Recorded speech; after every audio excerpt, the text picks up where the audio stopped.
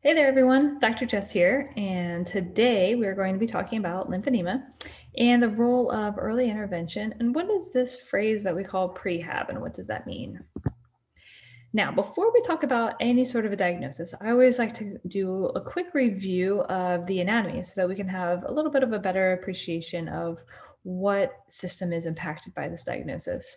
So, the lymphatic system, think of it simply as a series of vessels that pick up cellular debris that could be circulating throughout the body. So it kind of picks it up and then it rides along the lymphatic vessel, and then it has to be filtered through lymph nodes to clean out that debris. And then that fluid is returned back to the heart and returns back into our circulatory system.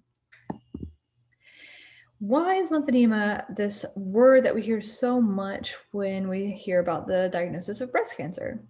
Well, a lot of that goes back to the anatomy. So, when somebody is diagnosed with breast cancer, typically they're going to have found something in the breast tissue and they're going to do a biopsy. It comes back positive. Now, what needs to be determined is how advanced is this cancer? How much has it spread, and what is the stage, which then determines the intervention and how much intervention is required. So, in order to see if that cancer has spread outside of the breast, the first place where it typically will go are the lymph nodes in the armpit, or the axillary lymph nodes. So, what they'll do is they'll go in, they'll remove a couple of nodes, test them to see if they're positive or negative for cancer. If they're negative, you're done. Now, you may have upwards of 40 lymph nodes and only 2 are removed. So, your risk of developing lymphedema is typically pretty low in that scenario. However, if your lymph nodes were positive, they'll typically go in and then take some more and potentially do a full axillary dissection. And at that point, that's going to be another way for them to gain an understanding of how to treat you as an individual and how to make sure that your treatment plan will be the best course. So when they do that, that's when your chance of or risk of developing lymphedema is higher. Why? Well, if we think of the lymphatic system as very similar to a highway with toll booths, where we have lymphatic vessels and lymph nodes. So on this highway, every car has to pass through a toll booth. In the lymphatic system, every vessel has to pass through a lymph node. So if we went to this example in this photo, so say we close a quarter of those toll booths or half of those toll booths, then we're going to see a backup of traffic. Well, when we do that in the body by removing lymph nodes, it creates a backup of fluid. And so now we can see in this picture where we've got the normal side and then we've got the side where there's a backup of fluid, which results in swelling. The swelling could occur in the breast, in the arm, in the fingers, in all of it, in only parts of it. There's no one pattern. Staging. So when we talk about staging of lymphedema, this is where early intervention is key. Anybody that has had lymph nodes removed are considered a stage 0 lymphedema. All that means is that the transport capacity or the capacity of your lymphatic system is now decreased compared to what it was. However, it's currently sufficient to meet the demand of the fluid that's placed on it, okay? Or the load. So there's no swelling that's present. So normally, okay, we've got this capacity that's way above the typical load, all right? What happens when we have lymph nodes that are tampered with is that the capacity decreases. So now, what would increase my load? What are scenarios there? Well, I could have a tendinitis. I could have some sort of a illness. I could have anything that's going to result in increased cellular debris. So usually it's some sort of like a surgery or injury, things like that. It's not use of the limb that increases the cellular debris. Okay, so activity is good, but if you have you fractured a bone and now we've got inflammation, boom, now we might have load that surpasses capacity, and then we're going to have the onset of swelling, which could put you into a stage 1. Okay, so that's how we kind of think about it. Now, stage 0, that's where we have the onset of swelling. But overnight, you lie down and it goes away. You wake up in the morning, you're like, oh, that's weird. Gosh, I could have sworn that last night my hand seemed swollen, but now it seems fine. Okay. And then what that can do is that can then start to progress and then turn into a stage 2, which means the swelling is there all the time. It doesn't get better just by lying down at night or elevating. And then when we get into the stage 3, that's when that swelling turns from a soft swelling to a hard swelling. So it becomes more fibrotic. Once we get to the stage 3, it can be very difficult to reduce the size of that limb or that breast down to its more quote unquote normal size or equal to the other side of the body. It's not impossible and we can make gains. It's just, it's much more difficult. Talking about early intervention, let's go to the research because I'm not just making this stuff up. This is evidence-based. So a big meta-analysis. This is like a mega study, okay? 5-year outcomes. So individuals, so we're going to go into that stage 2 or stage 3 individual, okay? They've got swelling that's there all the time and potentially fibrotic, okay? Individuals that had early intervention, okay, they pretty much were able to decrease the risk of having a stage 2 or 3 lymphedema. They were able to decrease the risk from 30% to, there we go, 6%. Okay, so if they had early intervention, only 6% of the individuals had a stage 2 or 3 lymphedema 5 years later. Okay, whereas the people that didn't participate in early intervention, 30% of those individuals ended up with a stage 2 or 3 lymphedema. And so that's where we just want to make sure that we're talking about this early and quickly and doing a lot of education so that we can make sure that we decrease the risk of this advanced stage. How do we diagnose lymphedema? Like, what do we do? Well, there's very expensive ways to do this, and a lot of teaching hospitals might have some of the new imaging, and there's like there's a lot of new stuff that's coming out research-wise, but for the most part in the clinic, what we're doing is we're doing more what we call volumetric measurements. So we use a tape measure and we measure up the arm every 4 centimeters and we measure circumferences, and then we use a calculation to calculate a segmental volume and then total that into a limb volume, okay? And when we're looking at that limb volume, what we're trying to do is compare that to the other side.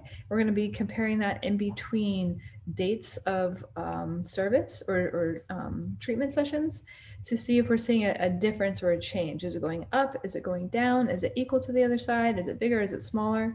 And watch for our trends. Now, palpating for pitting, what that means is that we're going to do a little bit of an indentation with our finger into the skin. If we see that indentation remain for a period of time, that's how we start to stage the pitting. That's what we call a soft type of swelling, okay? If we palpate and it's firm, okay, that's more of a fibrotic swelling.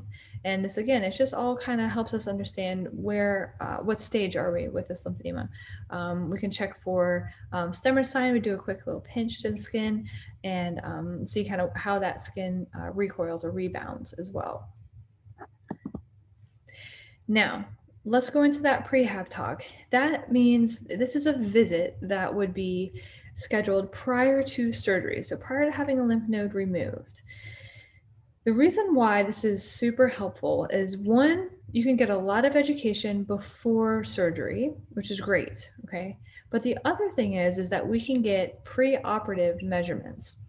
Not everybody has arms that are equal sizes, or breasts that are equal sizes for that matter. But if you're right hand dominant and you are an active individual, you may actually have your right side might be 5% larger than your left just due to muscle mass, okay? Now, if I knew that as your baseline and you were having surgery on your right side and you came in after surgery and it shows, and I do your measurements and it says that your total limb volume on the right side is now equal to the left side. Well, okay, that's interesting, because if my right arm was typically 5% larger and now it's smaller, then that would be like, do we have some muscle wasting going on? Do we have atrophy? Like, what's going on? Why is this right side getting smaller? Now, on the flip side, let's say that your left side is the side that has surgery, right? And you have lymph nodes removed on the left side. Typically, that left side is 5% smaller than the right because I had a preoperative visit, and I can tell that it's like, okay, we know what your baseline was. Now we measure you, and it says that both sides are the same, and it's like, interesting. So if I didn't have that preoperative visit to know that there's actually a 5% change that's occurred, I wouldn't be able to catch that quickly. I might screen you and say, hey, look, you look fine, see me in 6 months and we'll just do a quick monitor. But really, because I had the prehab visit, I could say, wow, we've got a 5% difference here. So we've started to see a change. And that's where I can step in pretty quickly and make sure that we're intervening or trying to get that to start to decongest as quickly as possible, and not have to go into some of the more difficult ways to manage that. So we don't have to do bandaging or anything like that. We can try and get it to decongest quickly. The other thing that we can talk about as far as a prehab visit are different pain management strategies and how to be safe with your ADLs after surgery. So just your activities of daily living, dressing, transferring, all that kind of stuff, kind of prepare you for that post-operative phase. And then also it helps you to develop a rapport with the therapist. You get to recognize that face and have that conversation so that when you are in pain and maybe not feeling the best, you're seeing a familiar face and you're ready to get started with feeling better instead of meeting a stranger for the first time when you're also not maybe feeling your best. So all good reasons for why prehab visit is helpful. So how can physical therapy help? What can we do about lymphedema? Well, we break it into two phases. So we've got phase one, which is where we're trying to decongest or get that limb or that breast smaller and get it as small as we can back to the original size, ideally. And there's different ways that we do that, and it's called complete decongestive therapy. So if we need to, if it's enough of an involvement, then we'll do what's called compression bandaging, which is graded bandaging up the limb. I will do what's called manual lymph drainage, which is a hands-on technique to stimulate the lymphatic vessels to pump at a faster rate to try and clear out that fluid a little bit more. Okay, we're going to be talking about skincare and being really, really on it as far as maintaining healthy skin, because you're at a higher risk of what we call cellulitis or a skin infection when you have lymphedema. And then we're going to be giving you some basic exercise to get you moving, because we want circulation. We want healthy circulation. That's only going to be a good thing for your condition. Then once we get everything looking good, we've got the limb decongested, we're ready to go into that maintenance phase. Because this is a chronic condition. It doesn't just go away. Those lymph nodes are never going to come back. There are surgeries that are being performed right now that are doing lymph node transfers, but they are transferring a couple of lymph nodes. They're not necessarily replacing 12. And surgery might get there one day, and it might be to the point where they can cure this condition. But right now, we're just not quite there yet. It still does take management long term. Okay, so phase two is the maintenance phase, and that's where we're going to be looking at potentially putting the individual into some sort of a compression garment during the day if that's necessary, maybe using a compression pump, maybe using a nighttime garment, maintaining healthy exercise and a specific routine for that individual, and then continued healthy skin care. Now, long-term management is the goal so that we are able to return to an active lifestyle. So we want individuals to be able to get out and go for runs and walks and return to weightlifting, maybe join the local dragon boating team that's here in Jacksonville. I've been out there with these ladies, and they're so much fun. And it's such a great way to enter a support system of individuals that all have this commonality of breast cancer, but want to get back to being active. So what better way than joining a dragon boating team? I think it's awesome. So if you have any questions, concerns, if you want to learn a little bit more, please don't hesitate. Shoot me an email. You can call the clinic. The number's right here, 904-996-6922.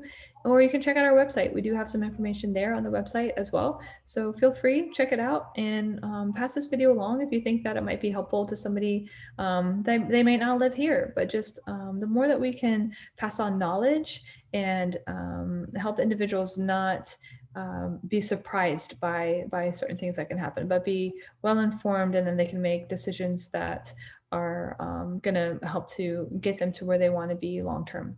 All right. Well, stay tuned because next week we have some more information.